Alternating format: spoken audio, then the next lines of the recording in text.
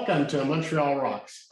Today we have a very own Montrealer, Annalise. Annalise, Hello. welcome to the show. Thank you so much for having me. I'm so excited to be on a Montreal show. It's my first Yeah. Montreal show. Well, no, that's a lie, but kind of. Well, we are happy to have you, and we definitely want to learn more about who you are. I always like to start with your origin story. I'm always curious about what started you in music. So I want you to picture yourself back when you were a child. I know your house was always filled with music. You said that you go from room to room, there'd even be different bands playing. But was there one album or one band or a song that really hit you differently, that really was just like was like a jolt of energy, and you say, "This speaks to me"? Like, if you meet music wise, there was always so much different types of music going on. But I mean, like, my name was almost Sarah, funny enough, because of Sarah McLachlan. My mom was baked me on Sarah McLachlan's, and she's a great Canadian artist. Alanis Morissette was always playing in our house as well. So I mean, like, I've been raised on the greats of Canada, basically. Good female empowerment in Canada, Shania Twain. So that's how I grew up. Some good rock, blues, um, Buddy Guy. There's a lot that just kind of went through our house that I just can't pinpoint one thing, But I would say if I had to point, it would be Sarah McLachlan. Okay, that's kind of cool. And we know that you started off on the piano.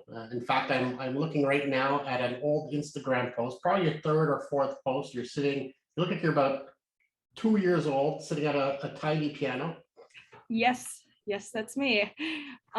Yeah, that was taken when we lived in California. I was born in California. Then my parents moved back to Canada so I could learn French in Quebec and see my grandmother and grow up with my family here. And Montreal has been the longest place I've lived in. So I really consider myself more of a Montrealer.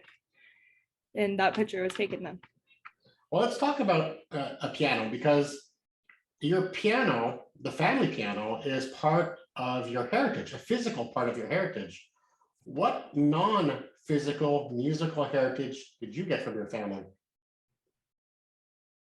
What type of non-physical Heritage? Like, did you get some sort of musical heritage? Anybody in your family into music? Let me think. Yes, I would say on both sides of my family it would be like more like not professionally, more like in church or just singing at family gatherings and stuff. But if we're talking professional wise, I would say like I have a fifth grade uncle once removed on my mom's side. That was Franz Schubert, like the composer of Ave Maria. Cool. And look, if we're talking that far back, that's the only like musical lineage. If we're talking professionalism, it's just like when I found that, I was like, "What?" It's such a random one, but I would say my parents, like, it's just always been the family, like Canadian, French Canadian music all the time. At New Year's, everyone's singing near the organ. That's probably about it. So you got your piano lessons. That's when people discovered that you actually had not only talent on the piano, but also had a voice to match. Uh, you kind of started doing that, getting more in tune with that. And then all of a sudden, you started something quite big for your age. What did you learn from Top Knot Records? What did I learn from starting my own company? I learned that I did not want anyone to tell me what to do. I wanted to have full control of my vision as a musician. I didn't want corporate to get in the way and shelve my project just because I'm not marketable, but I can be marketable in my own way. So I really did it because I wanted to be the female Jay-Z. I was like, you know what, why can't there be a big female artist have their own record label and be as successful as him? I don't see it happening as much now. So I'm like, why can't I do it, right? Totally a valid reason. It shows a lot about your spirit, this inner fire that you have with your own music. I kind of wanted to discuss something, because to me, to write vulnerable songs, you first have to conquer self-doubt and self-worth, which, to be quite honest, many people only do in their 40s or early 50s. Like myself, that's when I kind of was able to finally conquer that in a way. It's a constant battle. But we're not talking about the external bravado here. We're talking about an internal one. What helped you conquer that at such a young age, that self-doubt and self-worth, to be able to put yourself out there with your music? I stopped caring about what people thought about me. I was like, I much care about what I think about myself and what the people, and you surround yourself with good people, and that's a reflection of who you are. And that's why how I discovered, I was like, you need to stop caring about what other people think, and that's how it's gonna be. I was like, I was very bullied at a young age, and I kind of just said, I'm tired of this. I'm not going to let this happen to me. And I just had to really, so I use my music as a form of therapy. Mhm. I know that I can help a lot of people with. Well, there's a saying that says that you are the average of the 5 people you spend the most time with. So that totally makes a lot of sense. So that would be both of my parents and my boyfriend. So bullying is quite hard. I mean, I had to occasionally I was bullied in high school and in grade school. And it's tough because, I, you know, you don't know where to go and you don't know what to do. And I think you had dyslexia too. So that must have made it harder. Kids made up the worst rumors, I tell you. And it's like, we live in Montreal, you know this. You run into these people still. And I just kind of, and they start seeing you in your career and you're doing well. And they're like, and they start coming into your inbox and you're just kind of like, are you okay? Like, did someone drop you on the head? Like, that's automatically like the response I will give them, because I'm like, you are horrible to me. And I'm like, and now I'm like, I was just like I don't give them the time of day at this point. I'm just like, I don't care if you grew up. I'm like, you're still a terrible person. Like, but I mean, like, yeah, but I mean, it takes a lot in you, and I just stopped caring. That's why I was just like, stop Well, it. you once said haters are your motivators. Oh, they are. How does that feel your journey so far? I like to prove people wrong. Like, I would be completely honest. I got told many times when I was trying to graduate high school, you're never going to make it in music. And that's a lie. I knew I was going to make it. I had to do leaps and jumps and bounds to get where I am today, that I'm in the position that I'm able to make music full time as my full-time job at 21 years old. And thank God for that. But I just like proving people wrong. I'm like, say no one more time and I'll show you up. I was like, I dare you.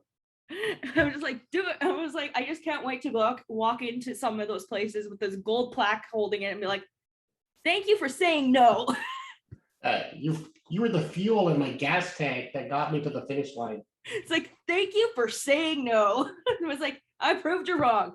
Here you go. And You have a new logo for a t-shirt. Yeah, haters are your motivators. Or prove me wrong. I dare you. So one of those moments was May 5th. Take us back to that time. You hear your song on FM radio for the first time. What emotions did you experience in the moment and then once it was over? Because those are two different periods. So what happened was I was at my boyfriend's house with this entire family. I was like, everybody get in the van. So we all run to the van because we knew it was coming on. I just turned the speaker up so loud, I almost broke the speaker in their car because it started cracking. I was like, oh, okay. I was like, let's calm down at least. I was screaming. I just couldn't believe it. It was the most surreal moment of my life, because then I had other people, this was on live stream, people were commenting, sending me videos of them singing this song. I got some of my high school teachers, funny enough, sending me videos of them with their husbands at home listening to it. I'm like, what is going on? It was like the most surreal moment. And then after, I was still like, did that just happen? I was like, I have barely been an artist for, I would have to say it's almost been a full, I would say almost now a full year since I become an artist, like started working on this project, and I have hit some milestones in my career, like having your song on the radio. And I'm still like, how did you make that happen? Like, you know what I mean? It just blows your mind. I still don't believe it. When it comes out of my mouth, if you told me this a year ago, I don't think I would have believed you. I think the statistics say that there's about 60,000 new songs on Spotify every single day. So to swim to the top and like just cream of the crop kind of thing, obviously it takes effort and it takes that fuel that you obviously have. Exactly. It really, I push myself because you push yourself into things that you love doing, right? Mhm. It doesn't feel like work. It doesn't feel like work what I do. I love what I do. If you do a job that you feel like is work, you're not in the right field. Hey, I love what I'm doing, so Speaking of which, it's Exactly. something that fuels me, to be quite honest, and I make absolutely no money from it. So it's totally labor of love. Life of a musician, we make no money from Spotify. People are I'm like, y'all are I'm like, people don't understand, but if you love what you do, that's all that matters, right? Yeah, and we talked about surrounding yourself with good people. You have a group that surrounds you. So tell us about, and hopefully I'm going to say it right, the Animalises. Oh my, yes, the animal leases, they're quite wild. Actually, if you want to know why they're called animal leases, two things. My mom used to call me Animalise as a nickname growing up because I don't really have a nickname. Like, I've never shortened my name, like, ever. One time I was like 4 and she was like, Animalise, get over here. It was just like, she thought it was funny. But then I was on a live stream celebrating a little too hard on my live stream. And I was popping champagne. I was like, I love you, Animalises. It just kind of came out. That's how the name came out. I was like, I'm like, okay. But I just kind of stuck. And I swear to God, they're the best support system. And I think they're like, they literally run. Like, if I don't have to say anything and they're just running full force at Spotify. Like, I've never seen anything like it. It still blows my mind. And it's in different countries. That's what I don't get. I was like, I've never even been to that country and there's people who listen to this. It's great because, for one, I truly believe that to be an artist, you really need to work on your fan base. And there's something called the 1,000 true fans theory, which I talk about on my podcast, about if you can just get 1,000 true fans, people that are really, really into it, the Animalises that you need, you can actually make a decent living because they will support you in more ways than just clicking on a Spotify link. They will go to They're your running show, around they'll with buy your t-shirts. merch.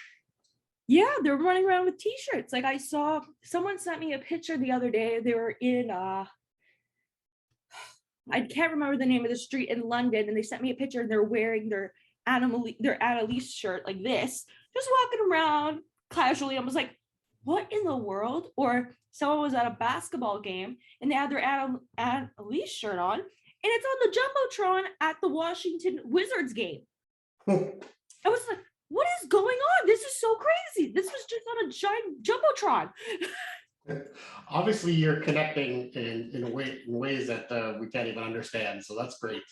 I still, like, talking about this is very surreal. I still don't believe it. Sometimes I feel like someone needs to punch me in the head to just be like, yo, this is happening. I hope you know that. Let's talk about some of the songs that just came out. The one that we're talking about is behind me, Tightrope. You say in this, perfection isn't all you need. What is your definition of perfection? I would say, like, okay, when I was talking about perfection isn't all you need, is because we're talking about Instagram, because we're talking about how dark the internet is. And I will be completely honest, I've fallen into the fault of looking at Instagrams and having to feel like I need to put a filter on this, or I need to edit this, or I need to do this or that. And I'm like, and I realized it was extremely unhealthy and it's unrealistic. So perfection is, I find, like, we put a face to the world that we want everyone to see, but no one knows what's really going on. And I feel like everyone thinks that being perfect is everything. And that person looks so happy. I was like, a lot of people probably think my life is so perfect. I'm like, no, it is not. It is far from perfect. There's a lot going on that most people don't know about my life. I post a lot about my life on the internet, that there's so many things going on behind the scenes that no one would know. And they'd be like, really? That's what she's dealing with? And no, I would not have believed you. Like, that's where it comes from, perfection. I really don't like that word. Well, you do call it an alternative reality when you talk about social media, and I truly believe that is a correct way to describe social media. What helps you keep those voices? There's just say social media and our own inner voice are both battling against our happiness, right? So what helps you keep those voices muted while also allowing your true self to roar? I stopped caring. I was just like, I'm gonna live my life, and if I'm happy, that's all that matters right now. I was like, sometimes you need to put yourself first with your mental health, and that's how it comes down to, especially for me. Like, I grew up all of high school, I was not on social media because I was terrified of it, because I got severely bullied from being online. And that's why I really dove into the depths of the darkness of the internet, was because I took my own fear and I channeled into a song. I was like, because that's what it is. People are What watching song was it that? all the time. Pardon? What song was that? Tightrope.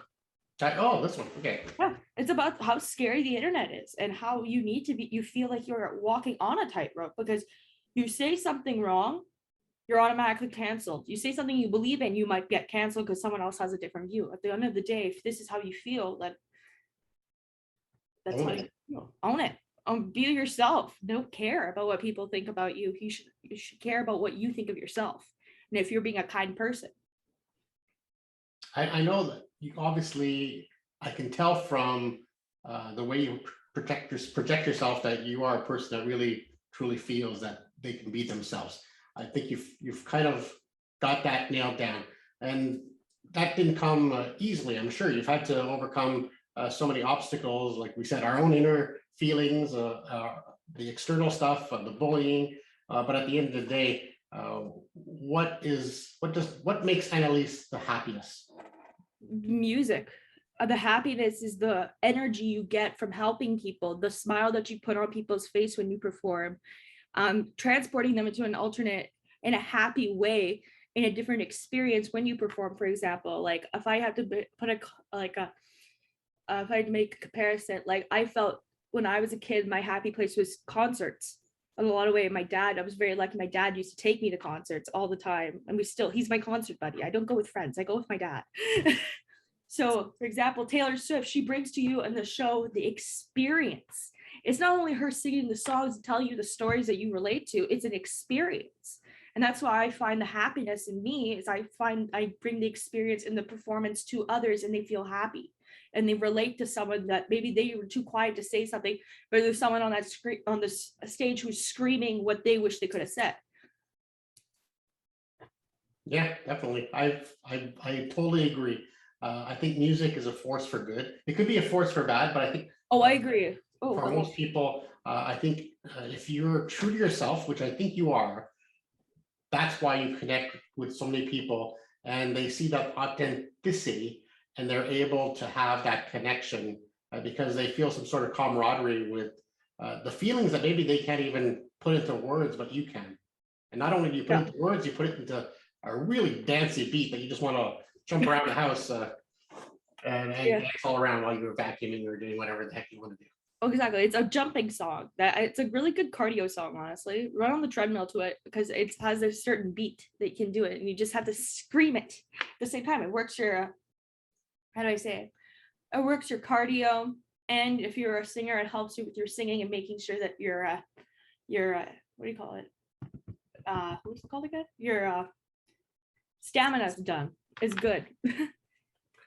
Well, we want to keep living, so keep listening to that music and get those exercises, get that cardio in. Exactly. I don't want to bring this down, but I want to talk about a topic, and if it's too raw, just say not now. Just feel free to just ignore my question. But you lost a dear friend, Christina, to violence. Christina Grimmie. What's that? Christina Grimmie. I don't know her last name, but just know her as Christina.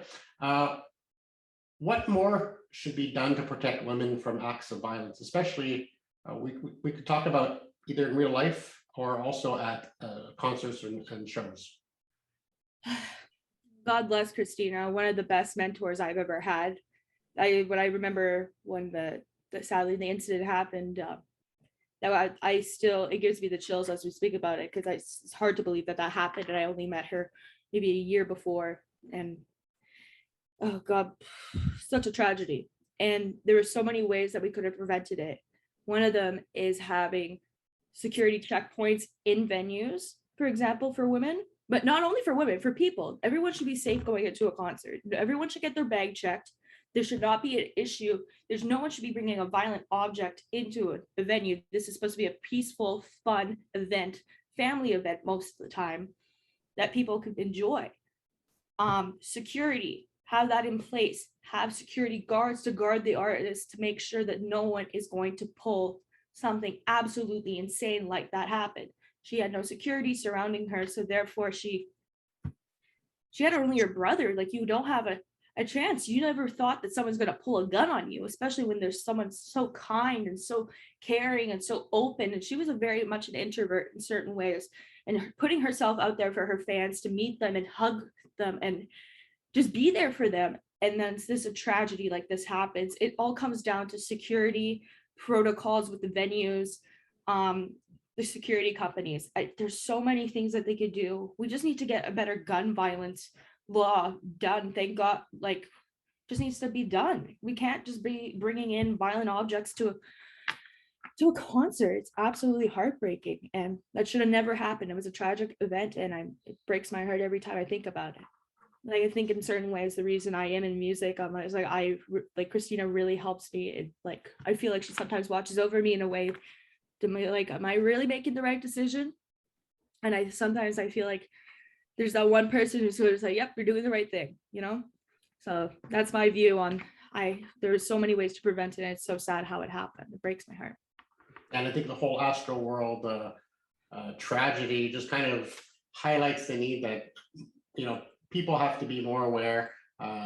Sometimes people talk about having a buddy system, really being able to protect yourself, because there are just terrible, terrible people out there, unfortunately, and they affect our lives. And exactly. it's a terrible like Astro World, that was a tragedy. Like, I remember waking up and seeing the news. I was like, are you kidding me? Like, I could not believe what I was seeing, because I saw Astro World, like the tour in Montreal when he came. I was just like, I remember how crazy the crowd was. I was like, okay, but when you buy a show like Live Nation did, why didn't they hire the proper security and have the security protocol? As the saying goes, whatever would happen will happen. It's a statistic. It's sad to say. Eventually, yeah. And eventually, and it's sad that they were not prepared, and so many people lost their lives in such a tragic event. Well, let's bring it back to the fun side then. Yes, thank you. I don't want to get you down anymore, but thank you for sharing that. It kind of explains a lot about, again, more of the fuel that gets you to get up every morning and do what you do, and do it so well. I normally play fantasy rock band when I speak to a band, but I figured now I'm speaking to an artist that kind of sings. I have to come up with something new, so I came up with something new. I'm calling it, and you're the first one to do this, so this is our first. Oh, I'm excited. Test. I'm excited to hear that. It's called fantasy karaoke. Ooh. So the stakes are high. You have to nail the perfect song with the perfect partner. What song would you choose, and who would you sing it with? And remember, neither of you can sing your own songs. Oh my goodness. Oh my goodness, what a question. It can't be neither of our songs. Oh, that's a hard one. You're my first victim, so I'm gonna see how this plays out.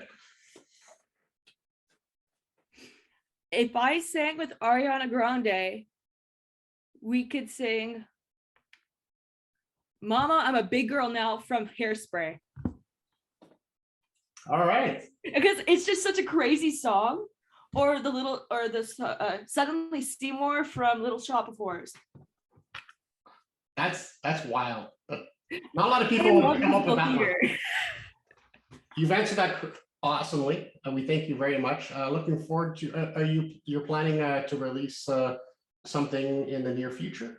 Yes, I'm very excited to do so. I can't say when yet, but it's coming sooner than people think in 2022. All right, we'll keep an eye out. And as always, we have on Montreal Rocks New Music Friday. So I'm sure that the day something comes out, the week that something comes out, it'll be on the New Music Friday, and we'll promote it to help you out and get the word out so you get more ANN LISEs. ANN LISEs, I love them. They're crazy. They're wild, I tell you. All right, thanks so much for being on the show. Thank you so much.